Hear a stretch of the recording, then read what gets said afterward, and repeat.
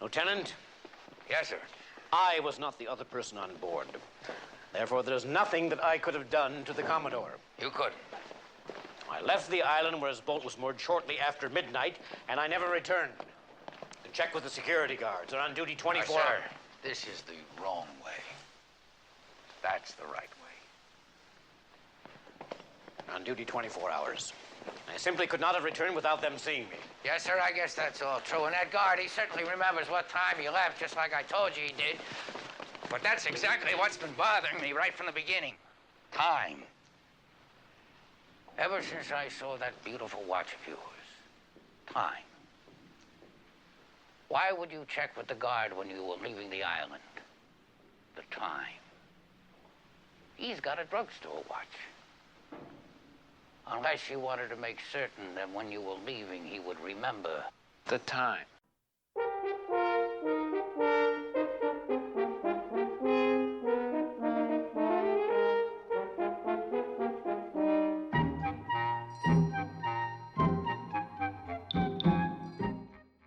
Good evening, Columbo fans, and welcome to the next episode of the Columbo Confab podcast. This is Sean. And Steve. And this week, we're going to be talking about a very special episode of Columbo from the 70s called The Last Salute to the Commodore. Did I say the last? It's just Last Salute to the Commodore. One of the longest titles, but not the longest. But, yeah, so this, like I said, this is one of those, one of these is not like the other episodes. Now we're going to cover them all now. This is the third one. We've got Undercover, No Time to Die, which, as we're talking, was released today on our podcast. Oh, okay. Fun fact. Uh-huh. And, of course, Last Salute to the Commodore. All right.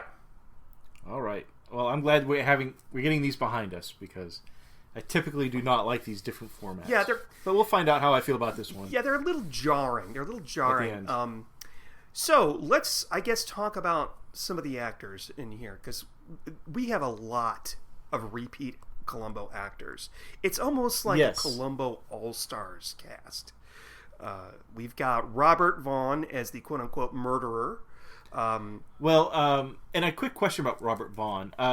So what other episodes? I know he's done other Columbo episodes, but I don't know off the top of my head. How many did he do? Did one. He did one other. Oh, that's it. See, I thought he did a lot more. Kind of, maybe not on the level as a Robert Culp, but I figured he was kind of one of those recurring actors. No, he did two. The other one was called Troubled Waters, which is filmed entirely on a cruise ship. Let's see, who else is in this? We've got Fred Draper, who plays Swanee. That is in two other episodes that I can think of. He was in Lovely But Lethal, where he plays the drunk Murchison. And he was also, he had a cameo in Fade Into Murder. It will be a treasure to pill you, Inspector Lestrade, or Inspector Lucerne. I can't remember what his name is. We have, let's see. Bruce Kirby. Oh, Bruce Kirby, of course, reprising his role as Sergeant, I don't know who. We have Kramer. Sergeant Kramer. Very good, sir. Very good. We have John Finnegan, who has a small part in this. He plays the guard, that Robert Vaughn asked the time of. Yes, I knew it. I couldn't place him, and I'm pretty sure he's been in Columbo. He was in the last one that we watched. He does. He worked. Yes, but doesn't he? Maybe we talked about it before, but doesn't he typically seen with the Barney's Beanie? Yeah. That's probably his biggest role, but he's only been in 2 episodes, I think, as Barney's Beanery. But, he's played cops, he's played, he's always just sort of like the blue-collar guy, schmo, except for last episode, Columbo Likes the Nightlife. He played the guy next door to the What's-Her-Face. Right. But, and then we have Wilford Hyde White, who plays the accountant, the lawyer. Yes, he was in the one with the 2 British, or when Columbo goes to the UK. Yeah, Dagger of the Mind. He played one of the poor victims in that one, and I think those are all the repeat actors we have in this. I may be wrong, but there are some interesting things.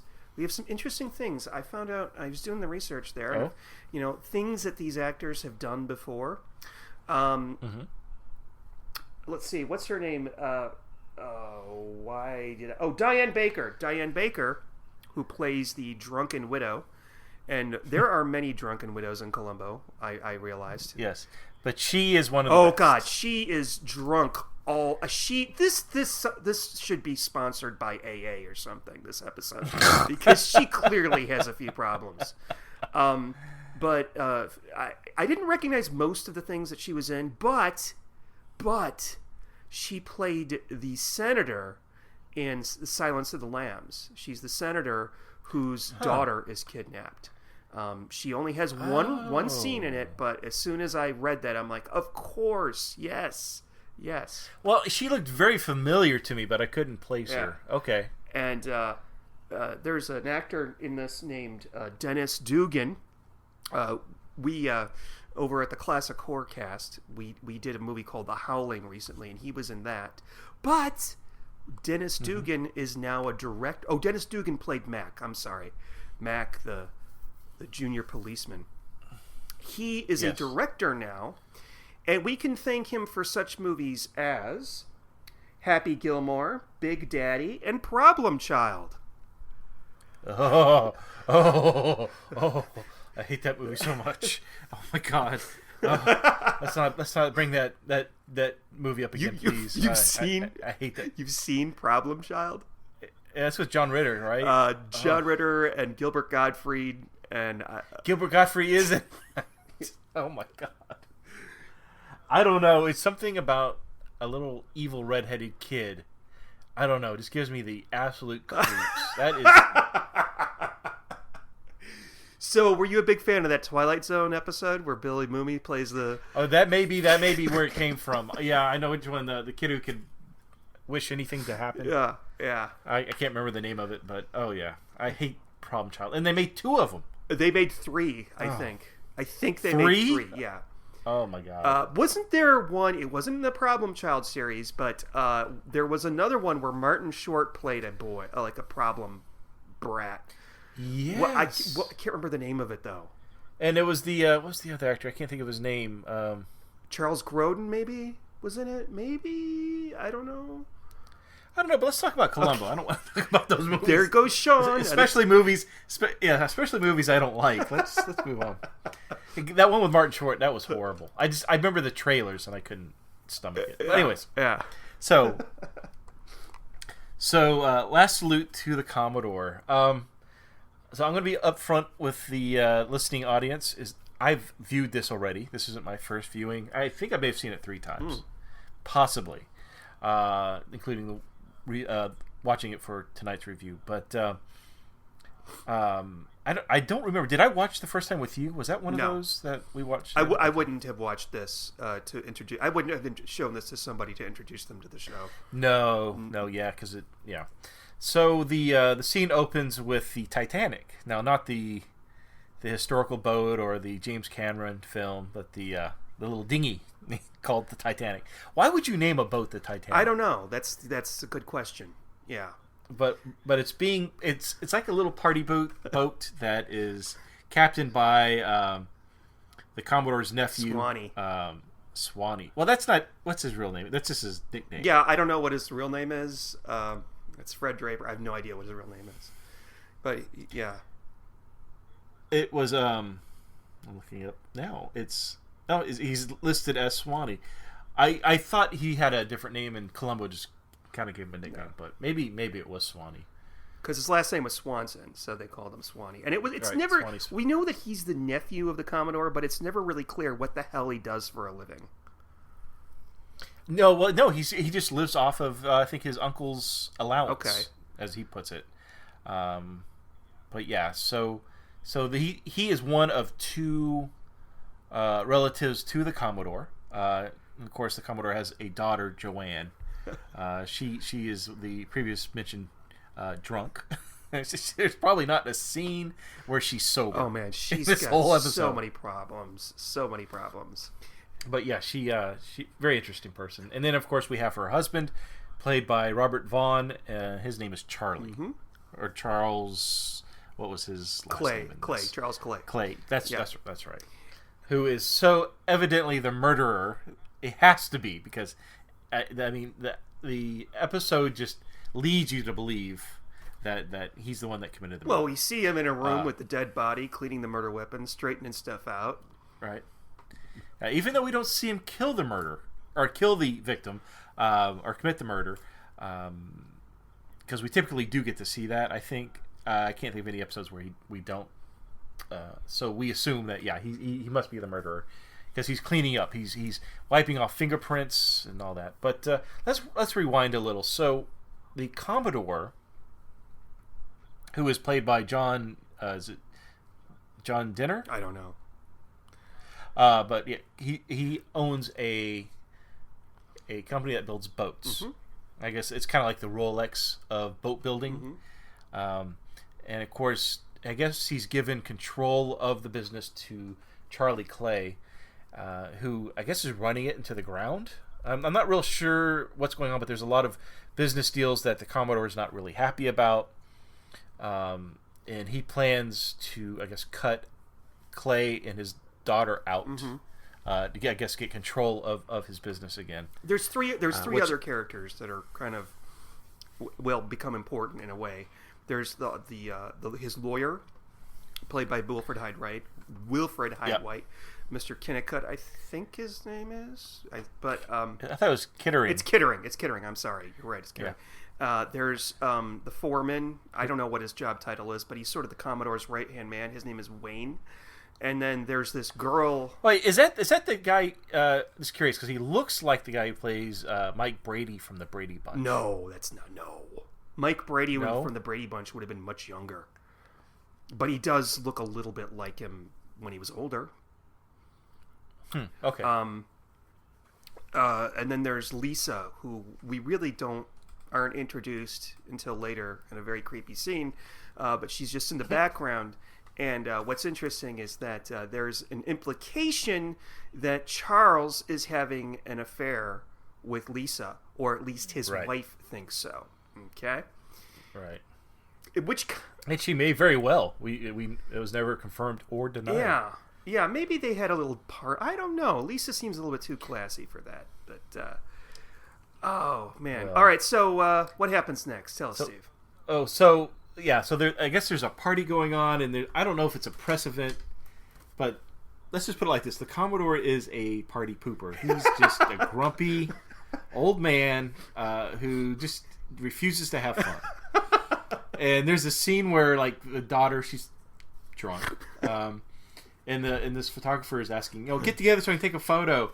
And he says to them both as he's taking the photo, give us a smile. He's talking, I think, specifically to the Commodore, because he's got this grumpy face on, and the Commodore doesn't change an expression, doesn't blink anything. He just has this look, and the photographer goes, thanks. He wasn't going to get that smile, He's just a mean, grumpy old man. Probably the world. No wonder people wanted to kill him. Exactly. Yeah. And he's yelling at his daughter. She's like, "Oh, come on, Daddy, have some fun." She's the exact opposite. She's having a good time. Yeah. Did you notice in that scene, Sean, that people kept taking her drink away from her? Really? And she kept getting another one. Like, it didn't matter. She would just find another drink. Yeah.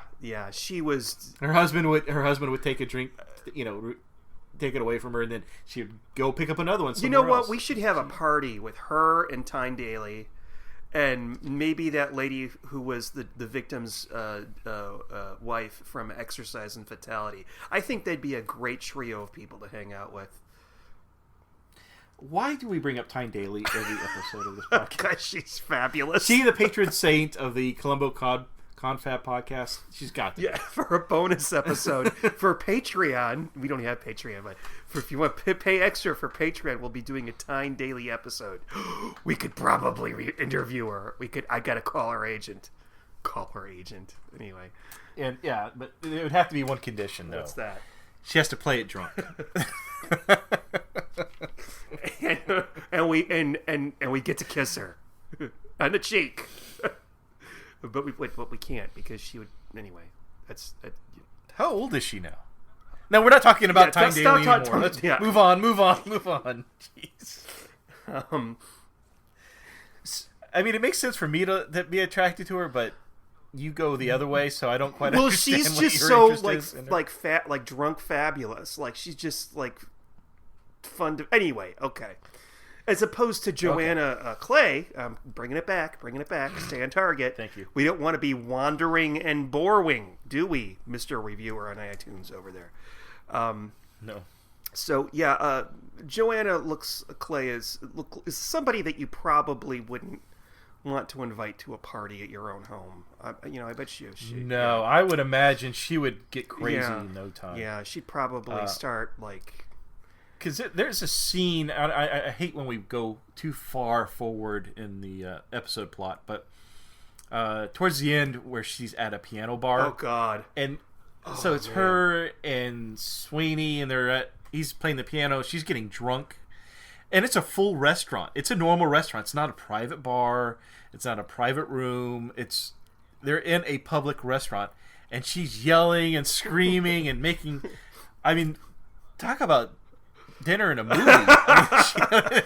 The entertainment, everybody's staring. It was just. Oh. It's kind of. She had every right to be upset. Could you imagine? And that place, and I know it looked like. It's funny that particular restaurant reminded me of an old fast food seafood restaurant that's no longer around called Captain D's. Do you remember? Oh my gosh! Yeah, that's right. It looked like Captain D's. I was going to say it looked have the hush puppies and shrimp basket. It looked like a Red Lobster, but there's another one. There's a chain. I know they have it in Houston. Captain Barry's. It's sort of the same thing now. Just nothing but fried food. You get your food in an ambulance. Anyway, so we see Robert Vaughn. We see Charlie cleaning up the scene of the crime.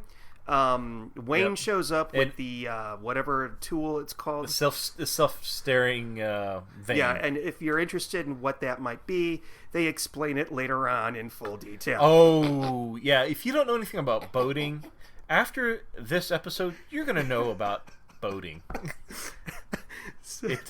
It's you learn about all sorts of fun and uninteresting facts about owning a yacht. And so... things that'll never go anywhere with me. Totally lost. So what Robert Vaughn does is he leaves the house and says to the security guard at the gate, "What time is it?" Now every time someone asks me the time, we all know this is going to be a clue. I can think of 3 episodes off the top of my head, including this one, where the murderer insists on asking people the time. Suitable for framing is one of them. Yeah. Oh yeah, if I ever kill anybody, I'm just gonna find somebody randomly off the street and ask them what the time is. Yeah. And so then he comes back. Sean. Huh? Hey, what time do you have? It's 6:31. Oh, 6:31. Okay. Very good. Thank you.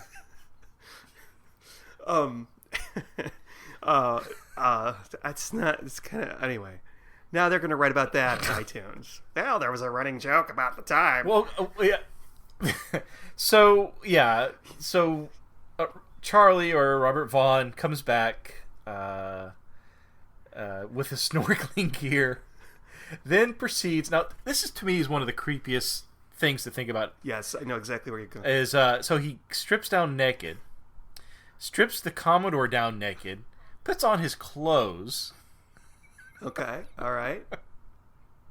Dresses in this dead man's clothes while, obviously he dragged him out on the boat naked. Oh, you're right. And that's right. There's just so many weird things going on. Well, wait a minute.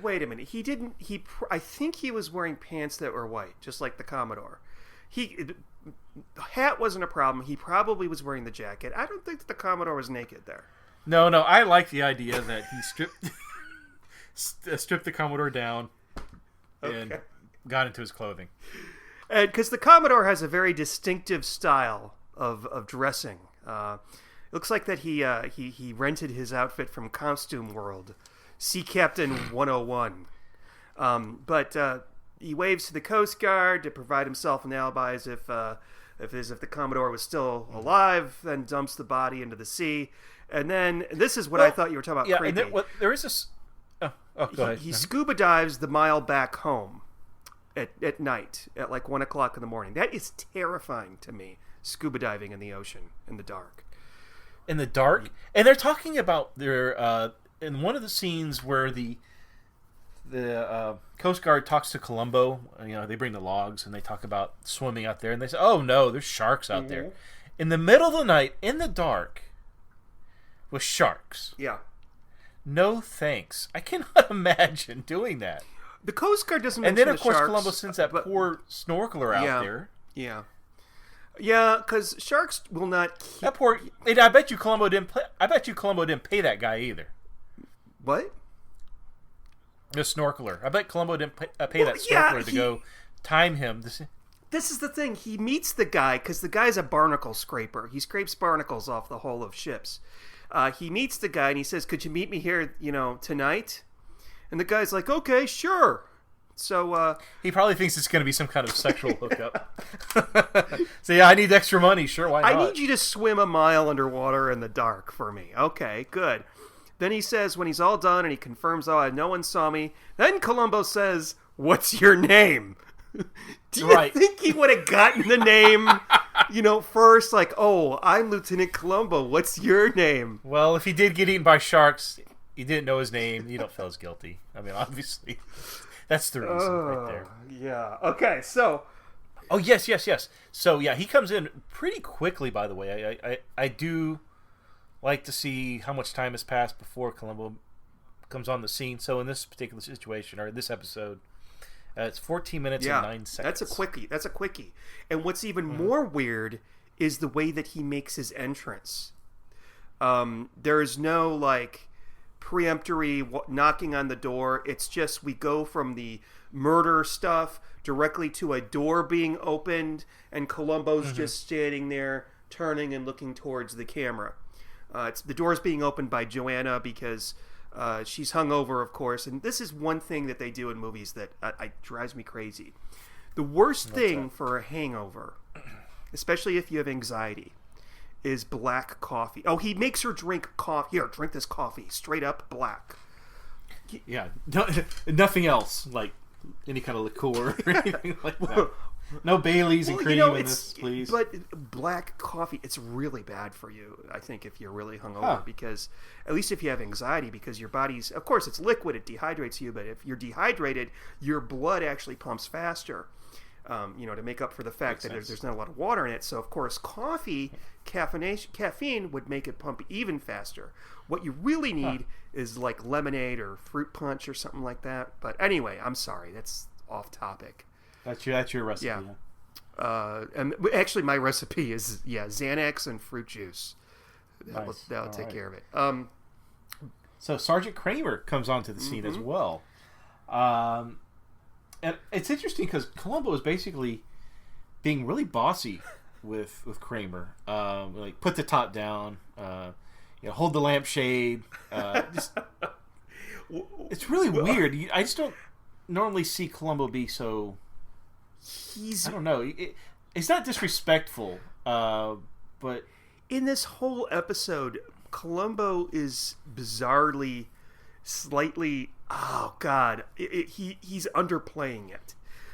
When he meets Mr. and Mrs. Clay for the first time, he says almost in a whisper, "I just want to let you know your father's boat was found. He's missing. We're not sure what happened. Would you like to come out with me in the car?" And in a great scene, he makes Mac, the poor junior policeman, who is, a big... I guess the chief likes Mac, and he wants him to tag along with Columbo. But he's not annoying the way that... what's his name? What's the other... The guy from Greenhouse Jungle with the curly hair, Bob Dishy. Sergeant Wilson. Detective Wilson. He's not as cloyingly annoying as he is. In fact... He kind of looks up to Columbo. It's implied later on, but Columbo for some reason makes Mac drive his car. Sergeant Kramer sits in the back seat, and Columbo and Robert Vaughn sit up there in the front seat. Right, there's still an empty seat in the back. And Robert Vaughn looks extremely uncomfortable. Mac can't drive the car. It's like going, it's doing that, jumpy thing. Like he's driving for the very first. Why did Columbo make him drive his car? Why couldn't they have just taken, I don't know. It was funny though. Well, see, so Mac, they mentioned a few things about Mac. Is he's 29 years old, so young, I guess. He's been on the force for 4 years. He's not Scottish or Irish.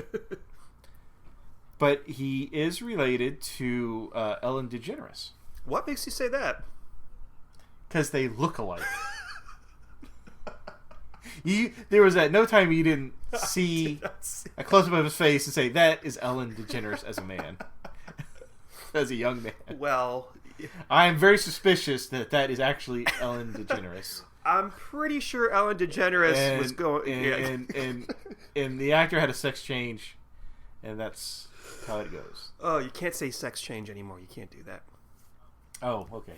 Transgendered. No, it's actually I don't know what the fuck it's called, but sex change. But he does look like Ellen DeGeneres. Yeah. I just want to say. Wrote that in my notes. So, all right, what happens next? I think the next. So yeah, well no, they go to the harbor, and this is where we get our first of 3 lessons about how boats work.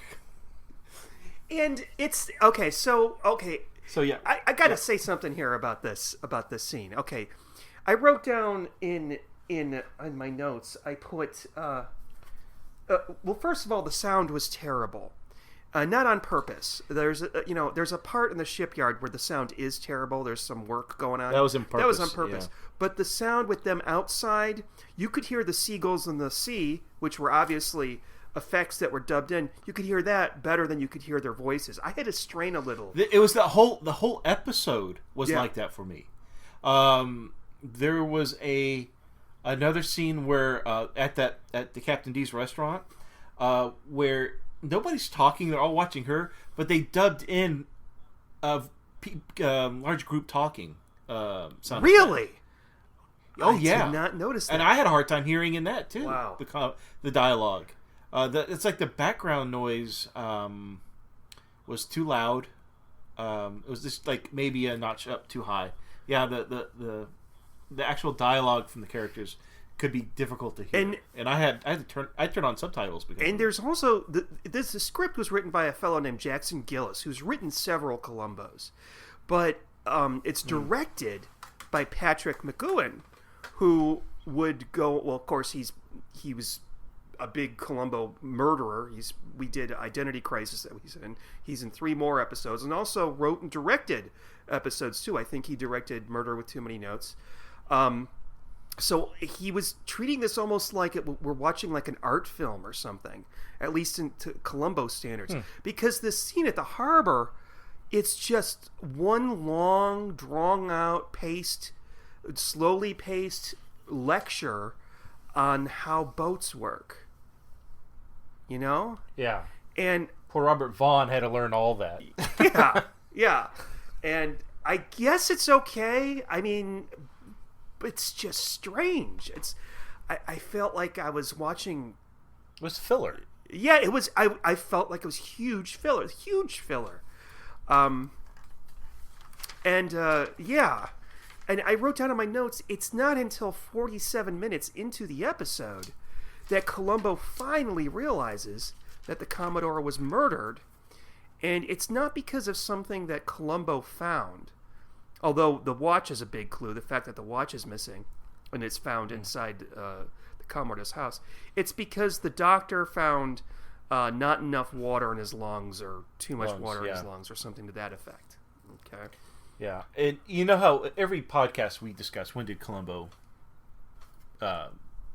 figure out, or when did he decide that who the murderer was? I think he knew right off the bat it was Charlie. Don't you? Why do you say that? Well, just the way he talks to Charlie the whole time. I don't know why he comes to that conclusion. Maybe he just, it was a disappearance. He would be the first one to gain anything. So I don't know why he targeted him, but I think he suspected him immediately. As soon as he opened that door, to say that they found the boat. I think he figured Charlie was somehow responsible. I don't know if I agree with that. I think it came later. You don't I don't think? think so. No, I think it came much later than it normally would. I think that... Go ahead, I'm sorry. I think that there were two things. The first was when Swanee told him that Charlie would basically inherit everything because he's married to the Commodore's daughter. That establishes a motive. And then when he found out the fact that Charlie, or Clay, or whatever you want to call him, Charles Clay, was asking the security guard about the time, that set off a red flag for him. And in the scene in the hospital, or the morgue later on, he actually confronts Charles with it and says, you were asking about time, and just basically blatantly tells him, I think you're the murderer. So I think it was after the conversation with Swanee, once he realized there was a motive. Although you don't really need to have that conversation to realize that he would inherit. I mean, his wife would inherit, but because when they're on the dock the very first time, he tells Charlie, he goes, "I'm from homicide. Did I mention that?" Kind of, I think implying like, I think trying to give the suspected murderer something to be worried about, that he's being watched or he's under suspicion, without saying that. I'm from homicide, and I'm asking you to come with me, kind of thing. Yeah. There was another scene. I'm sorry. That I thought was funny. I'm really not sure if it was intentionally played out like this on purpose, but it was a scene where Columbo wants to light up a cigar. Oh, speaking of which, so Sergeant Kramer. Columbo's asked Sergeant Kramer to help him quit smoking. yeah. So I guess he's not allowed to give him matches or anything like that. Yeah. Basically to nag him whenever he's light. So he asks Clay, says, "Do you have a match?" And I forgot what Charlie said, like erratically or something like that. Like, he did. He said erratically. Or do you smoke? And then so erratically. And so Columbo, not knowing what to do with that answer, just starts humming. Yes, I remember that. I'm going to start doing that more often. If I ask somebody a question I'm not happy with, I'm just going to start humming. There's a good 30 seconds, maybe not 30, maybe 20 seconds of just of them doing nothing until the Coast Guard guys come. Do you have a light? No.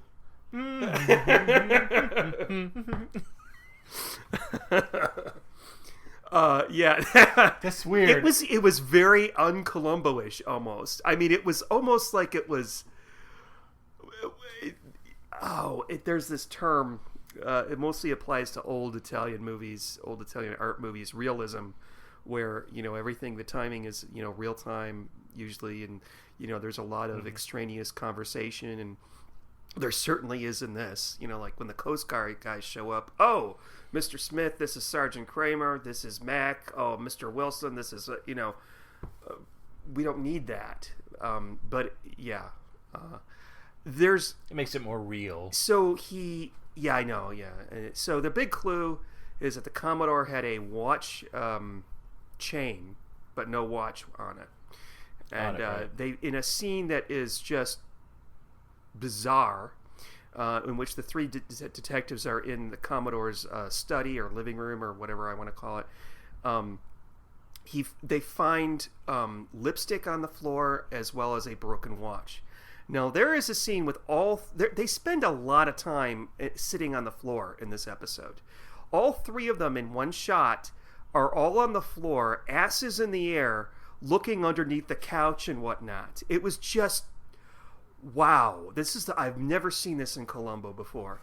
And one of them finds the watch, and then we've got this very awkward scene where Columbo can't see the time, so he has Kramer pick up a lamp and hold it up, and it's what's upside down. And you could just see on Bruce Kirby's face, like, "Geez, are you kidding? Is this ridiculous? It's typical Sergeant Kramer. Like, oh my God, give me a break." But I think that Sergeant Kramer would be smart enough to put the lamp down after Columbo was done looking at the watch. Right. I don't see that he'd be dumb enough to just stand there. I mean, they're not in the army. I don't know. And then we have the clue about the belaying pins, and there's no dust on one of them. Yes, yeah. And there's an excellent... I'm not saying things in the order that they occurred because I can't remember, even though I watched this a couple hours ago. There's the clue with the stencils, sails, and a period. Now, what's really cool about that is that this is a clue that the audience can play along with Columbo, okay? Like, the audience themselves are sitting there thinking, well, it must mean something.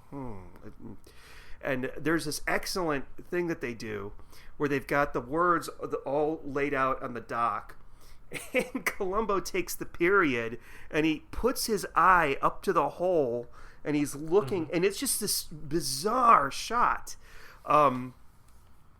And I also want to mention the fact that Columbo in this episode has absolutely no respect for anyone's personal space. Well, especially Charlie's. And that's why I think he's doing. I think the thing with the personal space with Charlie was because he's trying to get him to crack. Yeah. That's why I think he suspects him, because he's always on top of him. So like the aforementioned scene in the car. Oh yeah. There's another aforementioned. Scene where, Wow. ooh, big words. And there's another scene where they're in the boat in the lounge living room area of a boat. I don't know what that's called. They did give me that kind of detail on boat parts, but so there's a lounging room on this boat, and they're taking a call. And when Columbo sits down, there's like chairs, there's couches everywhere. He sits right next to Charlie, Robert Vaughn. Now, when I say next to, I don't mean like the cushion next to him. He literally is leaning into him.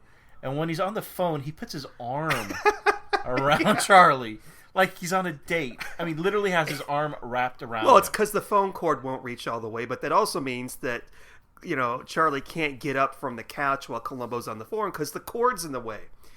He also does it to Lisa while Lisa's meditating. When he leaves her, he sticks his face right up next to her, almost like he's going to kiss her, and he says something like, "Have a good meditation." That was another bizarre scene that just felt weirdly timed with the meditation scene. Oh, no, it's not meditation. It's the transcendental meditation, which I would, after you find out Lisa's role in all this, I wonder if she was on the astral plane talking to the Commodore. From another I was dimension, sitting on the floor watching this, and I actually tried the pose, and were you successful? Yeah, I was more successful than Columbo. You can do that? I can do that. Yeah. You can put your... Yeah. I don't believe you. I sit cross-legged a lot, which is very bad for you. You can't sit cross-legged often because or Indian style. Did you go off onto any new worlds or realms? No, I've tried meditation. It didn't work for me. I just can't. Not without drugs. I just can't. I'm thinking, okay, I got to go to bed. I'm not going to get enough sleep. Transcendental meditation. I've never heard it called that before. I think yeah. And she's like, TM, transcendental meditation. Yeah, what a little snob. What the fuck? I'm supposed to know what TM means? Trademark? What are you talking about? There's another. And he's talking to her, and then we cut to Charlie Clay shows up at the boat, and he sees Swanee sitting there in his dinghy, and he says to Swanee, "Is there a cop here?" "Yeah, he's on the boat." "But you let him on the boat?" "Yeah." "What's wrong?" "Idiot," and he walks away. Yeah. Really mean. Not a nice way to talk to your. Well, I guess they're not really related, but it's okay. Do you think? I'm just curious. No, never mind. I was going to ask about Lisa again. Go ahead. Ask. It had to do with positions and stuff. But never mind. You know, I looked her up, and she was not in anything that I recognized. She's still alive. She was born in 1948, I think. Really? Yeah. So she's older than my mom. So she's almost 70. Or 70. You think she can still stretch like that? I'm willing to bet no. With her fake hip. She was in that's mean. I shouldn't say that. Edit that out. Anytime you say edit that out, probably means I'm not going to edit it out. Okay, so I think you probably became or the viewer would become very suspicious in the scene where our second lesson. Oh, wait. Can I rewind just a little tiny bit and ask you if you noticed something? In the scene where he's sitting next to Robert Vaughn on the couch and, at the phone call, did you notice the people in the boat next door? No, not at all. There was a boat docked next to that boat. And there were two, and they were below deck looking out a window, and there were two ladies down there, I think it was two ladies, that were obviously watching them film, and they're smiling. It's really obvious. It's really obvious. I'm gonna have to rewatch it now. Extremely obvious. Yeah. Okay, I'm gonna take a look. No, I did not. I was not aware of that. Okay, that's funny. I mean, they're like ruin the shot. Yeah, I'm really surprised that somebody didn't notice that and say, "Could you tell those broads to, mind their own business there?" Yeah. Oh, Dolores, it's Peter Falk. He's so. Oh, that's the man from U.N.C.L.E. He's so sexy. My mom, when Robert Vaughn died a couple of years ago, my mom and I play this game. I don't know really if it's it's a game, where we text each other R.I.P. Barbara Bush or whoever, and you do that with me. Yeah, I do it with you, but I do it with her with everybody, and so when he died, I sent her a text R.I.P. Robert Vaughn, and I got this. Oh, he was my first crush. Really? I guess. I mean, he's not ugly. Vaughn? Yeah. I guess. Okay. I don't know. Whatever. Just kind of looks kind of douchey to me. I mean, I could see like Robert Redford. Or... Oh, she liked Robert Redford too. Don't get me wrong. He was an extremely handsome man. That one episode of Twilight Zone he's in. My God. Richard Gere. Well, that's a little after my mom's. Well, no, American Gigolo. That would, yeah. But yeah, Robert Vaughn. I mean, she was a girl. I mean, that's when he was on The Man from U.N.C.L.E., which a show I've never seen. I don't know anything about that show. I don't know anything yet. So maybe we can do our Man from U.N.C.L.E. podcast. No. Absolutely not. Okay, so you're talking about nautical lessons. So we at our second nautical lesson scene, we learned about the self-steering vane, and that's when Charlie changes from, he's not dead, he's just missing. It's he'll turn up. That was his story at that point, but he changed his story immediately after that scene, saying, "Oh, the nut should be where the weather vane is to secure it." And he goes, "Oh, and then the I've already forgotten the knowledge." Well, probably the Commodore was trying to put the steering vane on, and the mizzen got boom knocked over by the boom, right? Jibed. So it jibed, and it hit him. And so so all of a sudden he went from, you don't have a body. He's probably missing two. Now he's explaining how the body fell overboard, even though they haven't found the body at this point. And I thought that was really suspicious. Like he just all of a sudden changed his story. I think maybe that's when Columbo figured out it was him. That's when Columbo was focused on him. Maybe I'm gonna change. I think it was earlier, but I can see it being that though.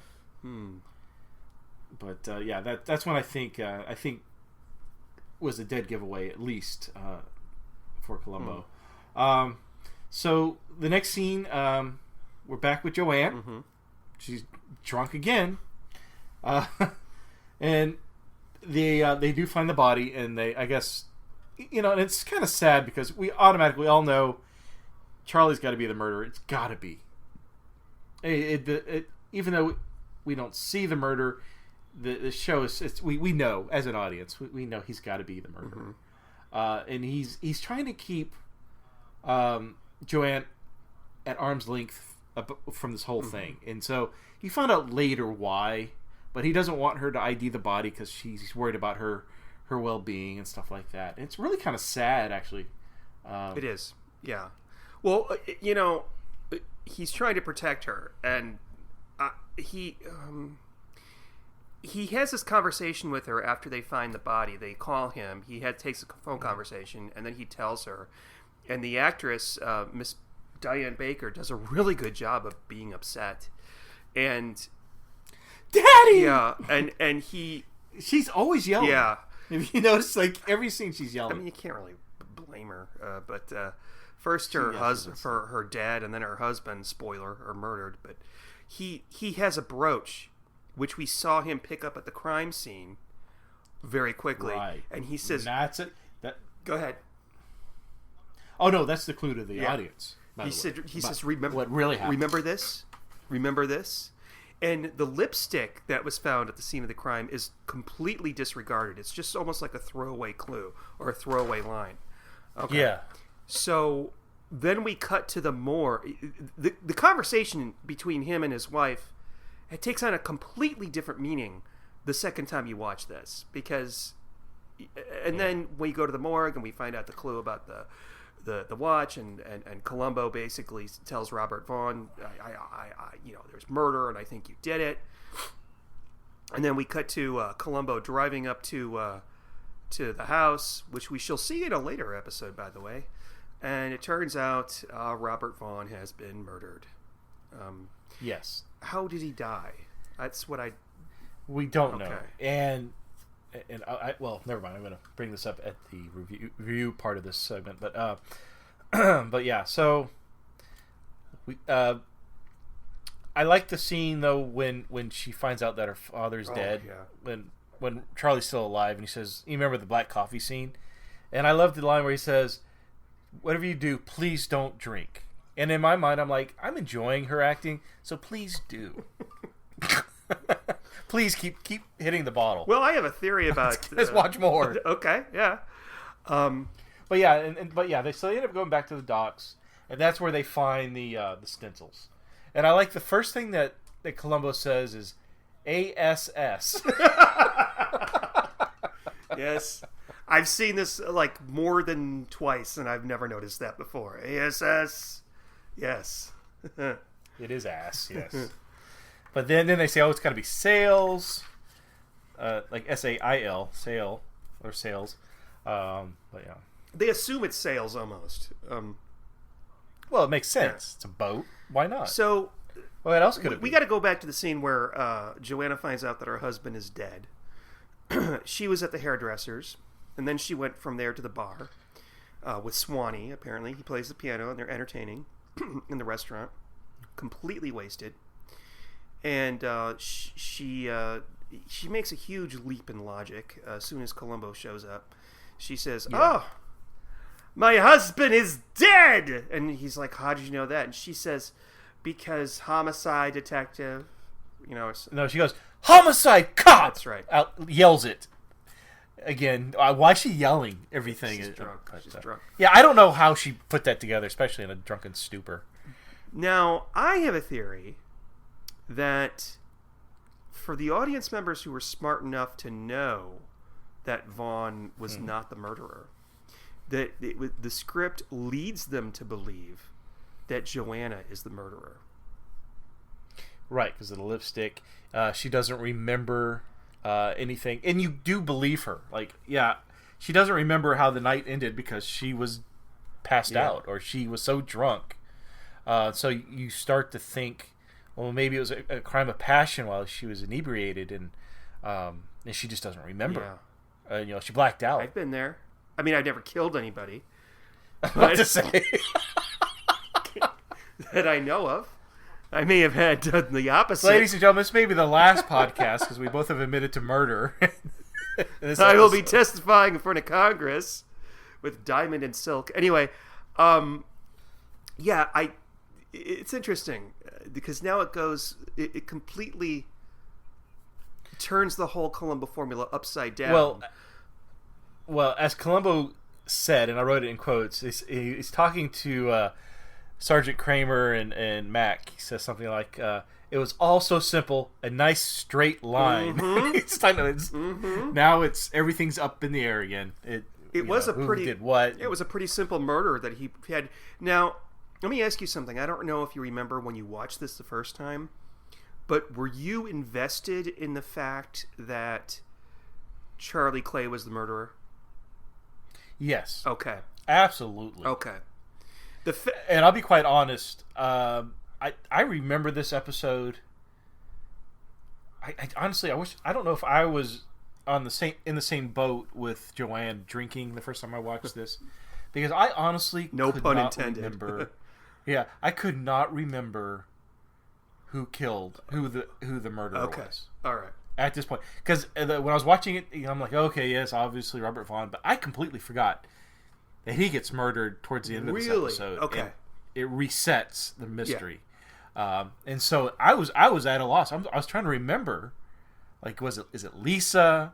Is it Joanne? Is it Swanee? You know, it's funny because how it ends up, they're in a room, right, and they have all these. Okay, wait, we'll get mentioned. to that because we'll get there. There's I'm sorry. Oh, okay.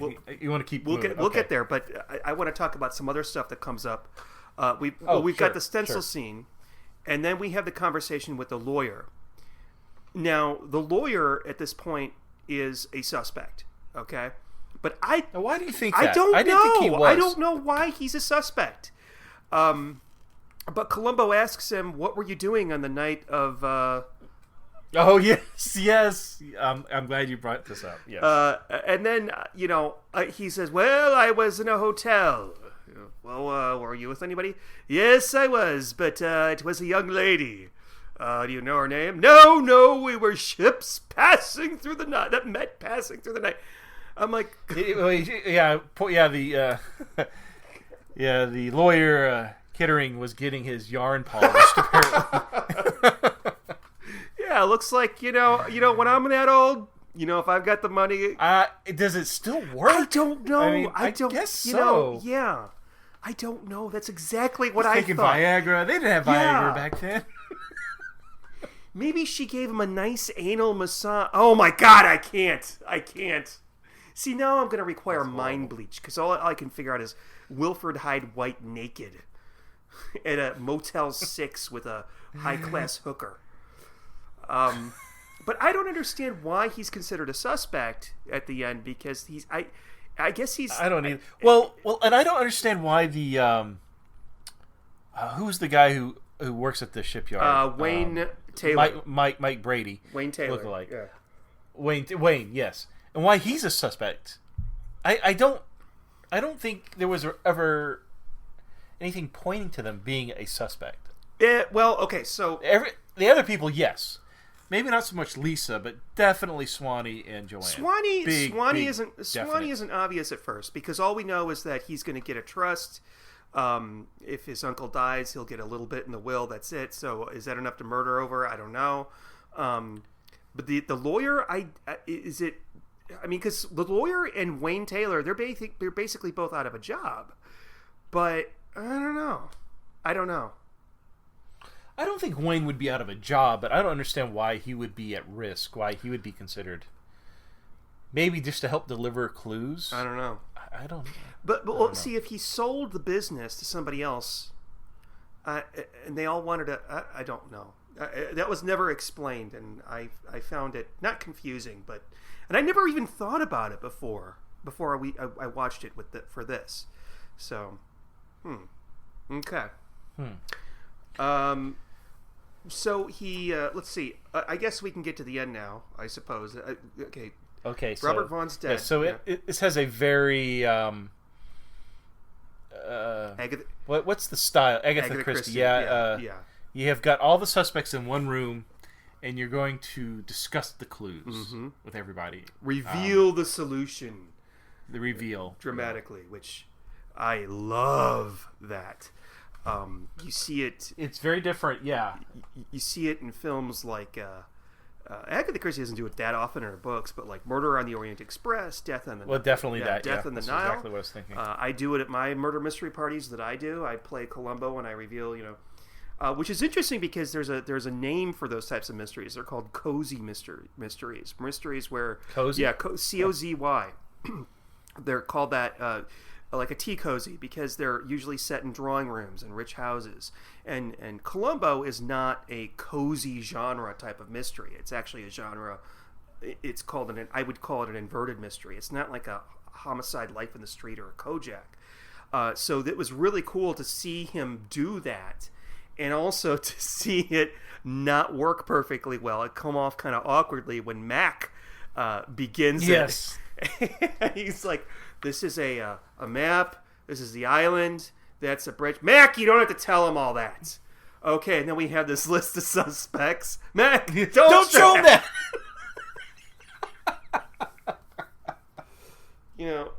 Poor Mac. He's still learning. He's only been on the force for 4 years. Well, God, come on, man. If it was his first year, then I can understand. But 4 years? He's yeah. Maybe he just doesn't like speaking publicly. He gets nervous and all that. And go ahead. I'm sorry. What was the point of? Okay, so Columbo sets up the telescope, and he has it looking at. It looks like the Commodore bringing his boat into dock, but it obviously isn't. But he shows that to Joanne. Why does he do that? To prove to the group that somebody could have gone out dressed like the Commodore. Okay, I didn't know if it was just to rattle her or what. No, it wasn't to rattle her. I actually have a theory about her at this point. In the scene in the restaurant when she finds out that her husband is dead, and he asks her, "Where were you?" and she says, "I don't know," and she says, "I don't know where I've been in all my life," or something like that. I have a theory that was when she decided to quit drinking. Because I think she was sober during that final scene, during what I call the drawing room scene. Oh yeah, because she was kind of jittery. Yeah, maybe from withdrawal. Yeah, yeah. And so Swanee quickly makes it from the boat to the room to join the others. It's the quickest thing that happens in this episode, and we learn Columbo in a really classy, clever way. Reveals the stencils stand for Lisa S. The old boy was going to marry the girl.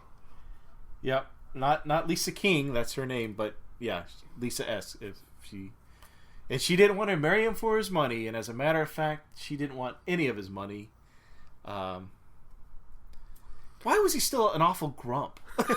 That's what I don't understand. I can't see her being with him. I'm happily in love, and I'm going to sell off the business, and he wasn't going to sell off the business, was he? Why didn't he just leave it to his daughter? It's all yours.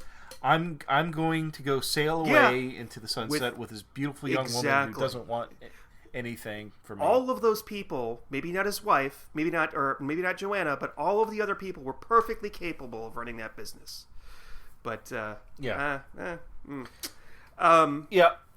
here's an interesting scene I didn't quite grasp or understand. So Columbo brought the Commodore's pocket watch back, right? Now, not only did he bring it back, he had it repaired. Why? He could have just used any watch for what he was about to do. You're absolutely right. I assumed that it was just some old watch. And he could have just borrowed, I don't know, Sergeant Kramer's pocket watch or whatever. Or a drugstore watch, as he says at one point. Yeah, a drugstore watch. He could have, but he had that, which I'm sure was an expensive watch. We've established that with Robert Vaughn's character, he had a really expensive watch, and I'm sure the Commodore did as well because his daughter bought it for him as a birthday present, I think. So I'm sure it wasn't a cheap thing to fix. Can I point out something? There was a line. I wrote down a couple lines that Columbo said that I found were funny. I know this is maybe not the most opportune time, but we've already passed. When he first gets to the scene of the crime and he looks at the beach and he goes, "Japan is that way?" Yeah, what? Why did he say that? I don't understand. Gotta brush up on our geography. Of course it's that way. The ocean is to the west. What else? And anything beyond the ocean is Japan. And then he tugs about his watch and he makes sure he's got the right time and he goes, "Oh yeah, I set that by the radio." Now, do you know what that means? I set that by the radio. He said the time on the radio and he said it to that? So there's a reason. So my grandfather, may he rest in peace, was a mechanical engineer, and he was pretty much borderline obsessive compulsive. And so when he would set the time in the clock on the VCR in their living room, which was basically the clock for the living room, he would play the radio, specifically WGN in Chicago. And every hour on the hour, it would have a beep, so you knew it was 1 o'clock or 2 o'clock or whatever. And he would wait for that beep before pressing the set button on the VCR. So when Columbo says, I set that by the radio, then, because that's what people used to do. And then after that, they had that number you could call where you'd have, like, the time is 10. The time and 41. weather, yes. Now we just have the fucking internet, and that's, on our phones, which are, I don't know, synced to the nuclear clock and wherever it is. But sorry, that was a little aside. So, yeah, the watch. Yeah, so he lets everybody listen to it. He has it cupped in his hand so they can't see it. Mm-hmm. And, of course, this is what gives the murderer away. So whoever killed the Commodore knew the watch would be busted. And if they knew that the watch wasn't working, that would incriminate them. Right. So everybody, the lawyer and Mike Brady both said, "What is it? I don't care. So what? Big. Is this the Commodore's watch? Big deal. I don't know. I don't care. Big deal. The Joanne's like, Daddy! Out loud. She just goes emotional again. But Swanee's the only one that says it can't be, or it isn't, or something like that. Tisn't. Because it's obviously broken. There's no way that watch is running. So, that's how we figure out who the murderer is. Question for you, though, Sean. So, he killed the Commodore. The Charlie came in after the murder, assumed it was his wife who committed the murder. He's protecting her, which is why he's taking care of the whole mess. Who killed Charlie? It was Swanee. How do we know that? Because Swanee's whole point was to get the family money, because the Commodore was, magnificently rich. So he knew that he would either have to not only kill the Commodore, but he would probably also either have to kill Joanna or kill Charlie, because then, or specifically, he would have to kill Charlie and then make it look like Joanna did it. Oh, so she would go to jail. That's why they asked the lawyer if she would inherit the money if she... Exactly. And he said no. So that's what he has to say. But why he didn't kill Joanna, I'm not sure. That would have been a really... I think because he loved her. I think there was... I'm not trying to say sexual, but I think there was a love there. Yeah, they more than family. Yeah, they had a very good relationship. He even says to her at one point, he says, "Well, maybe he loved you more than you thought, baby." And I don't think he meant baby as you said in a that way. Yeah, they had a good relationship. He obviously also enabled her drinking habit. Yes.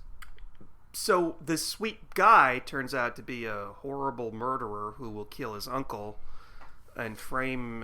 it's always those nephews. Always the nephews, yeah. And he does a really good job of trying to, for lack of a better word, act away the fact that he's just been revealed as the murderer. He goes, well, wait a minute. Okay, give me a minute. He's thinking it through. Okay. Yeah. No, it can't be, because Joanna, you dropped, and they did a really good job with that, I thought. However, but, great scene, stupid clue. That was so dumb. On 2 levels. You're talking about the watch? Okay. Uh-huh. On 2 levels. How did Columbo know that they wouldn't all just say whatever? Okay, how was he going to tell for sure that the killer would say, no, it's not the watch? Okay. Number 2, I really don't think that Swanee is that stupid to basically give himself away like that. Okay. It struck me as the type of thing that, and also I think that Swanee's going to get off. I don't like that clue. That's the only piece of evidence that's... I did feel like, I agree. I don't think he's going to... I don't know, not unless he's a mental idiot. Yeah. I think, because there's really no clue that's leading to Swanee at the scene of the crime.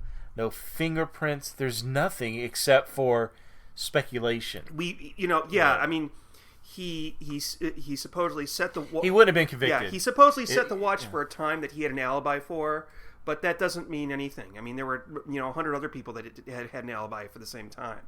So I think that was weak. I think that was, despite how well it was pulled off, when you think about it, it doesn't hold water. And then I want to talk about the final scene, which is very important.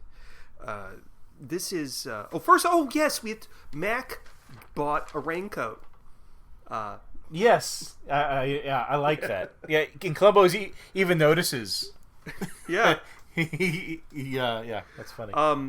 He asks him, "Are you expecting rain?" Which is a question that people have asked Columbo, and he asks Sergeant Kramer for a match, and Sergeant Kramer gives him a match or a light and says, "I thought you were going to quit."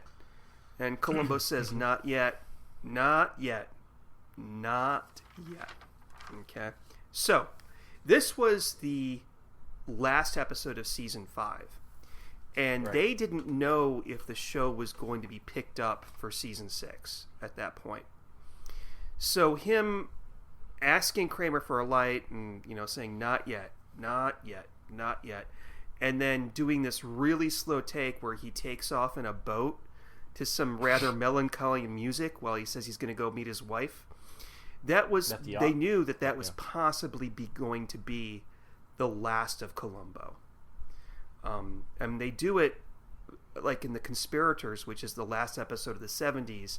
The last line is "this far and no farther." I think they set it up in a way that, it was because they didn't know if they were going to be doing it again. It felt very final. Yeah. Yes. And I remember you told me that was going to be, we may have very well discussed it on this podcast, but this was going to be the final episode of Columbo. Yeah. And it did feel very final. Mm-hmm. Yeah.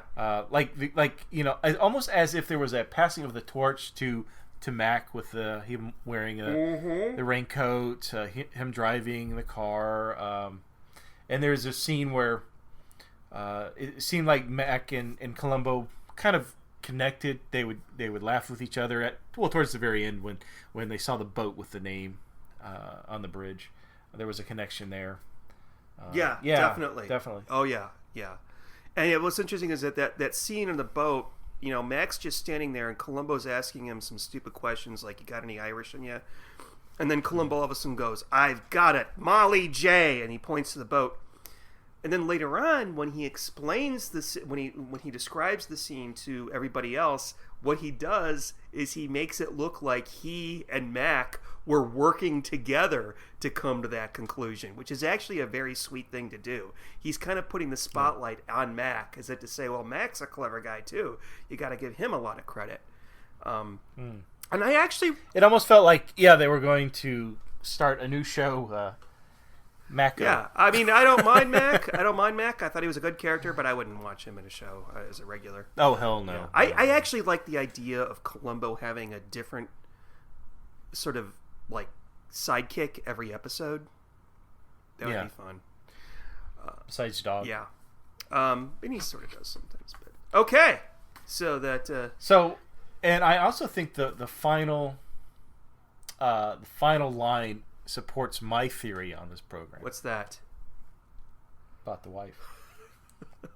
I'm gonna go meet my wife at the restaurant, at the lounge, at the club. At the yacht club. Why does that support? Okay, so I've moved on from her not existing, like total fabrication. That sound that you heard is collectively like 5 people rolling their eyes listening to this. Okay.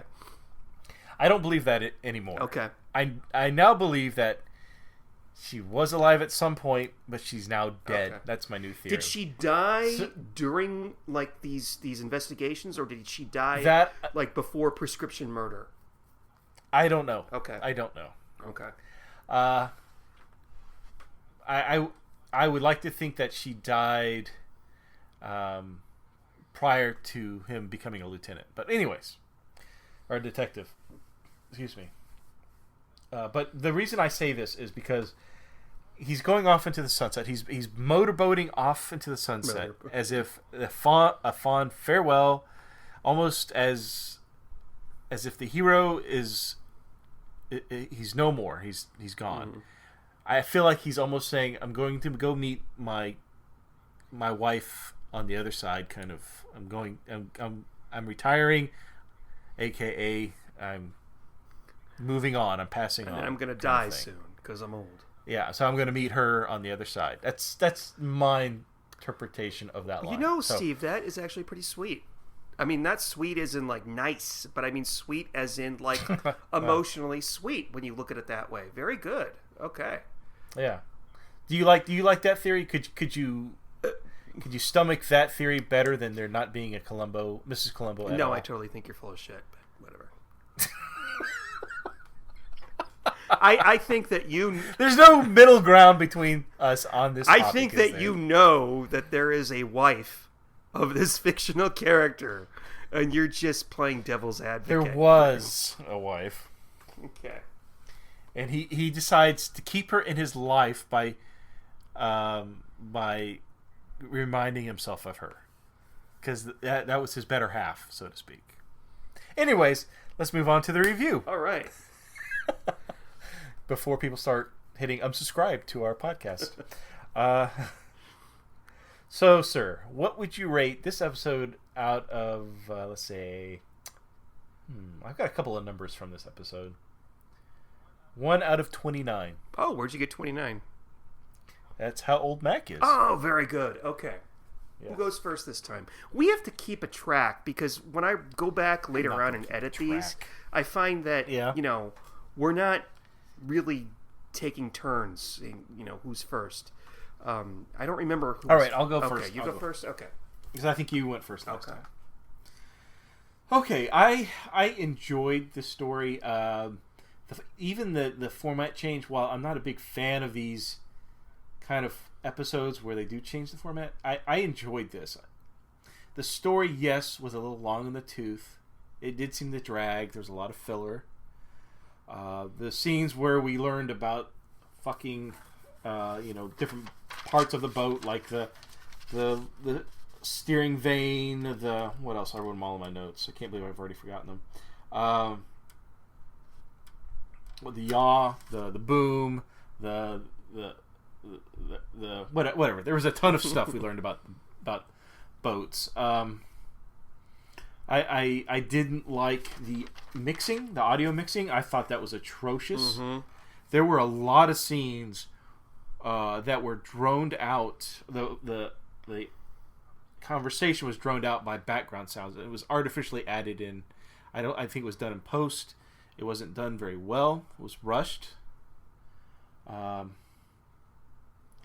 there was a lot of good, funny moments. I did enjoy the scenes with Jack Kirby and the guy who played Mac. I liked the twist that Robert Vaughn really wasn't the murderer, and actually what he was doing is just trying to protect his wife.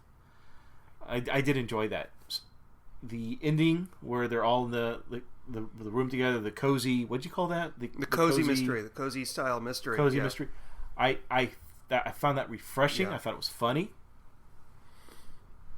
Joanne, the actress who played Joanne, what was her Baker? What was her first name? Diane Baker.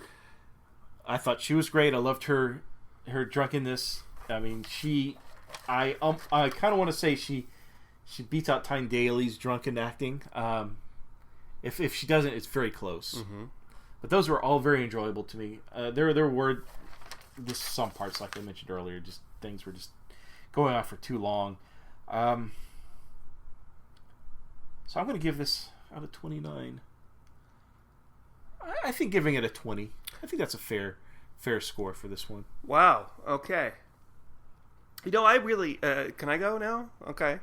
I really enjoy doing this podcast, but one thing I don't enjoy about it is that you and I usually agree. Because that's exactly what I was going to rate it. I was going to rate it at 20. If every episode of Columbo was like this... I like the way Columbo is, obviously, but in the 3 episodes where they go off the formula, this is the best. This is really the best one, and, should remain in the Columbo oeuvre, the Columbo, what's the word Columbo collective, the Columbo continuity. No Time to Die and Undercover just don't seem like Columbo episodes at all. But it's fun when they go a little different. And other episodes like Bird in the Hand, where we have two murderers that aren't exactly colluding together. Where there's a mistaken murderer and then he gets killed. That's a little bit like this too, but not exactly. And there's also another one that we haven't covered yet, Double Shock with the twins, that goes a little bit different. I really walked. The first time I saw this, I didn't like it. I despised it. I thought this is not Columbo. It's not fair. But really, it is Columbo. He does all the things, except we're just not shown who the murderer is, and all that. Yeah, I didn't understand. I know you said yes, Swanee killed Charlie, but I didn't feel like that was really discussed. The ending was who killed the Commodore. It wasn't who killed the husband. Well, there was no proof that he killed Charlie, which is another reason why I think he'll get off. But he didn't have an excellent reason to kill him. So I really love the ending scene. I thought the ending scene was great. The scene in the Agatha-Christie drawing room, so to speak. I think the clue was really shitty with the watch. I think that the drawn out parts were on purpose, and I don't think that they were necessarily meant as filler. I feel like that might be Patrick McGowan's hand at work. I've never seen, other than Columbo, I've never seen anything else that Patrick McGowan made. And I actually kind of question the decision to make this the last Columbo episode, if that's what they thought it was going to be, even though the final scene is pretty appropriate. But we still have the Columbo goodness here. We've got the uncomfortable scene in the car. We've got Columbo. You know what? And Columbo comes across as a great boss in this one. You said that he was bossing people around, but he really doesn't boss people around. It was just people respect him. He has a great deal, or his underlings have a great deal of respect for him. We find out that the chief has a great deal of respect for him, which is why he's having Mac tag along with Columbo. It's strange because I'm talking about Columbo, the character, more than the story in this, But supporting cast were all great. I would wager that I wouldn't mind if they had done another one like this. But I'm gonna go with you there on 20. I think we're both on the same page on this one. Yeah, it had a lot of flaws, but it was still enjoyable. It was, yeah. It was strange. Even though the pacing was really slow, it wasn't the type of thing. Okay, I did say that I did research while I was watching the episode, but there was nothing there that would okay, well, this is boring. I'm going to play Words with Friends, although I shouldn't be doing that anyway while we're watching this. Right. Okay, admittedly, I used to do it when we watched Doctor Who, but there was, I'm glad that they made this one, and it was a fun experiment, and I think it worked out, unlike the other ones. Yeah. Okay, so I have a question for you after reviewing this episode with you. I want to know, who are you more like? Are you more like the Commodore or Joanne? Who do you relate more to? They both are related. Okay, so but they both have very different outlooks on life. All right, so I'm going to tell you right now. I just came back from vacation. I started work. I went back to work on Friday, which is yesterday as we record this. When I returned to work, I was like the Commodore. And people know that. And since I'm a quote-unquote semi-boss, they left me alone and let me sit in my office and listen to my music and read my 300 emails. But in approximately about 2.5 hours, I will be a Joanne, because I will be watching movies and all by myself. I'm going to be a total boozer. If you ever see me at Gallifrey, which if you don't know what that is, that's the Doctor Who convention. I've been a Joanna there. I threw up in my mouth one time, swallowed it, and then took a swig out of... That's gross. Let's not discuss that. Yeah, things that I wish I never did. But what about you? Are you a Commodore or a Joanna? Actually, you know what? It's hard because Joanne is such a colossal drunk and uncontrollable. Yeah, you're not. You know, you drink. You like your happy juice, but you're not her. No, and I can get grumpy, but I'm not as sourpuss as much of a sourpuss as the Commodore is. I don't know. I'm more in the middle. Okay, so there's a little bit of a... You know what I really am, though? I'm really more of a Swanee. Not that I would murder my uncle and frame my aunt. Again, he admits to murder, ladies and gentlemen. I'm more of an enabler, having fun, hopefully not working or doing much, hanging out in the bars during the day, but not getting wasted like Joanna. Love hanging out in the bars during the day, doing a little bit of day drinking, just enough to have fun, because it's naughty. Right. At least I didn't say I was a Lisa. That would be unfortunate. You know, we got to go and create that website where you create quizzes. Which Columbo suspect from Last Salute to the Commodore are you? Do you like working on boats? What do you like? Are you poor Fred who gets yelled at? We didn't even discuss that. Have you ever hired a hooker? Wait, when poor Fred gets yelled at? Oh, the foreman. Oh, yes, the part where it was so loud and they had to scream. Peter Falk was screaming. Yeah. That was funny. I think that was unplanned.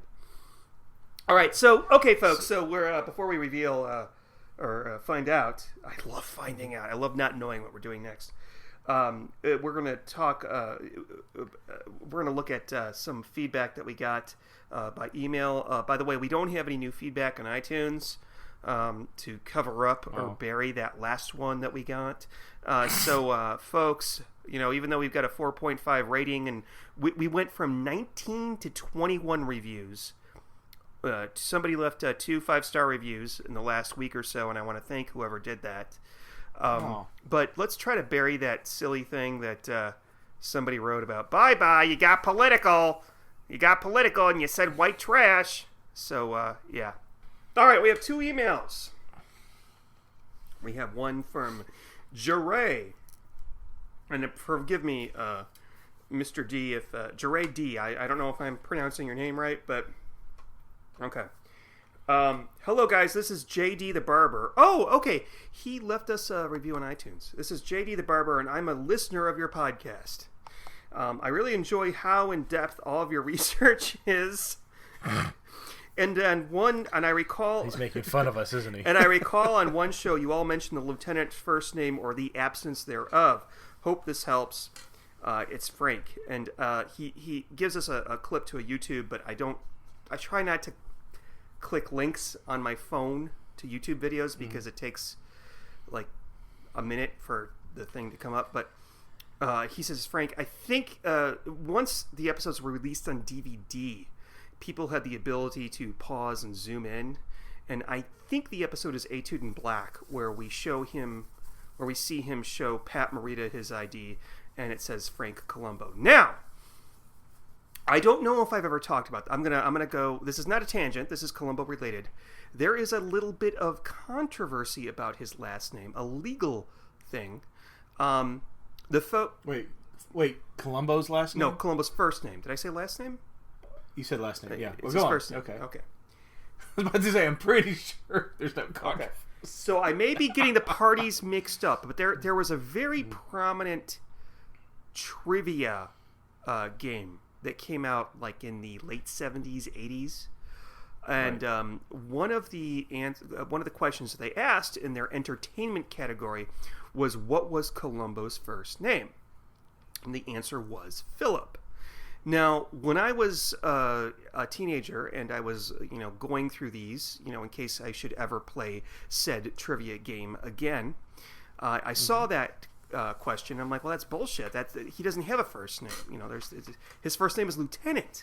Okay, so later on, that's what he says when someone would ask him, Lieutenant Columbo, and they would ask him, what's your first name? He goes, just right. Lieutenant. But when they made this game, and just, obviously it was before the stuff came out in DVD. No one knew what his first name was. All right, except for maybe Peter Falk and the filmmakers who had access to that prop. Now, so what happened was this prominent the makers of this prominent trivia game were sued for copyright infringement because there was another prominent trivia game that included that in their questions because they wanted to make sure that nobody was stealing their questions because it's essentially a fake question. Okay, there is no answer to the question. Okay, so there was a lawsuit over that. And they were saying, one company sued the other, saying you're plagiarizing or you're violating our copyright. And I don't know what the outcome of the case was, but there was litigation over the issue of what Columbo's name was. So if you happen to have a really old edition of a certain trivia game, we'll just call it TP for short. It's not toilet paper. But you have the old Genesis edition and the old navy blue box. Check it out. You may be able to find that question. That was the source of all kinds of litigation. So yeah. That's interesting. Yeah. So let's see. We have our second email. Not very long, gentlemen. Oh, this is from Peter. Peter BS.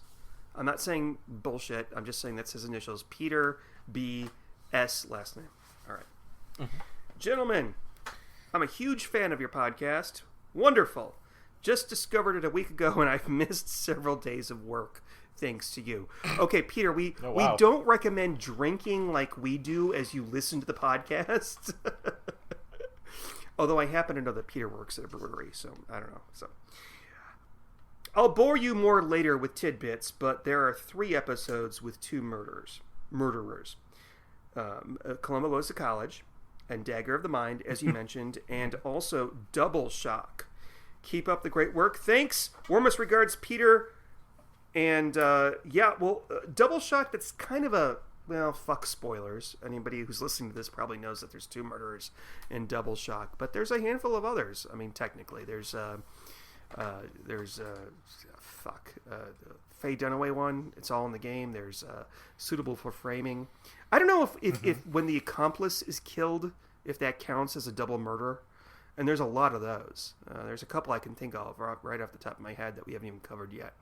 So, but that's it for feedback, and I want to thank those guys for emailing us. Absolutely. Yeah. Thank you. And I just want to note something very interesting. We've only had one female listener email us, the lady from Australia whose name I can't recall, and I'm really interested in the demographic and ages of people that not listen to this podcast. I'm sorry, but I'd be more interested. I'm not really the podcast, but male or female, but I'd be curious about age. Yes, like what's our median age group? If I were to guess, I would say mid-40s. I agree. But we've got an email from people that are older, from one guy that was older. But I really think that this may be kind of popular with younger people too. And I think probably a lot of our listening audience is probably in Europe, because it seems to me that Columbo had a really big footprint in Europe for some reason. I don't know why. I mean, there's statues of Peter Falk as Columbo and stuff like that. It's in. We get a lot of downloads from the UK.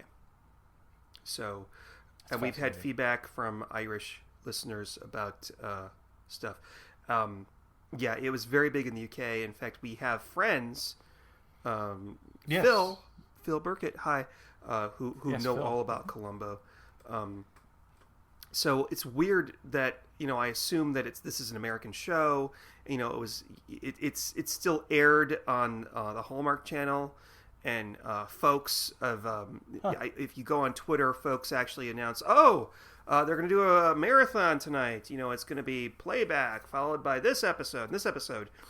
And I'm like, well, if you can buy the whole damn thing for only $40, really, that's not that expensive. No. At least you can now. So we're at the age where everything is available by DVD very cheaply. Just about. Even though it's no longer on Netflix. So, all right. So on to the next segment is Columbo News. Oh, really? Is there Columbo News? And now the next segment is picking the episode for next time. You know what's sad is there was no news. The only for Columbo news that we could possibly have is somebody died.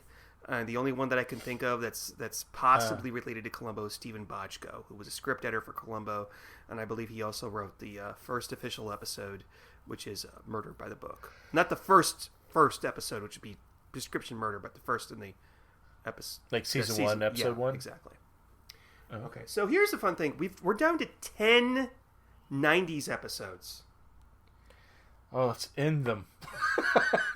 And I'm going to say right now, we've had a pretty lucky run so far. We have, actually. Yes. And I've mentioned this before, but we got to get a stinker in here. I mean, just for fun. Just get a fucking stinker. We've got... surely we've used up all the good ones. Yeah, I mean, because I think it's been like 5 or 6 episodes in a row. With the possible exception of an exercise in vitality, which we were just kind of like whatever about. We've loved everything that we've watched, but I know there's shit in here to uncover. If we hated this episode in general, if we hated this show, we would have done a podcast. So obviously, we're enjoying them. So all right, so Steve, without further ado, please spin the Wiggin wheel of the 90s. Do you mind if I take off my my clothes for this, or? And then afterwards, I'll dump you in the sea. Are you spinning it yet? Go ahead and spin it. Not without my hands. Let's do it. All right. Go.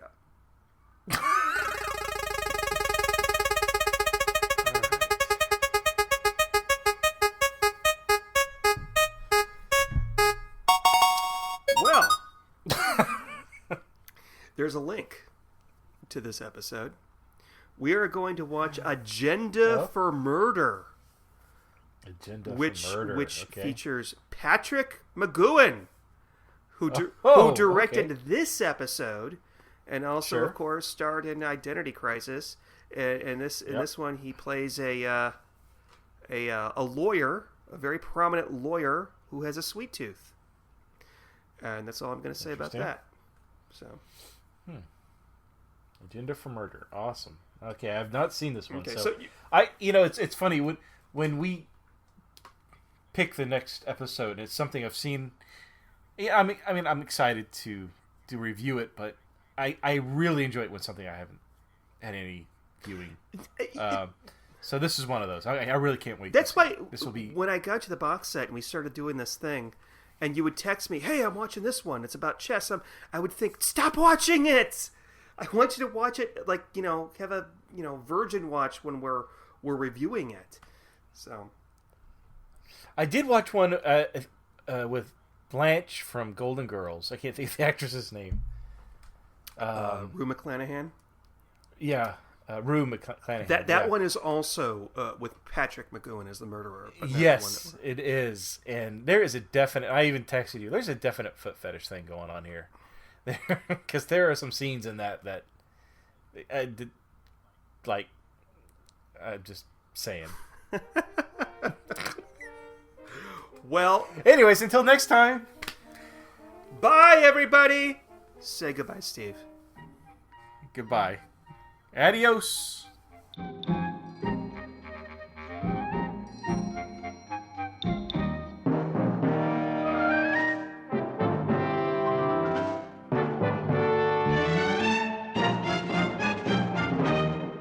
Thank you for listening to the Columbo Confab podcast.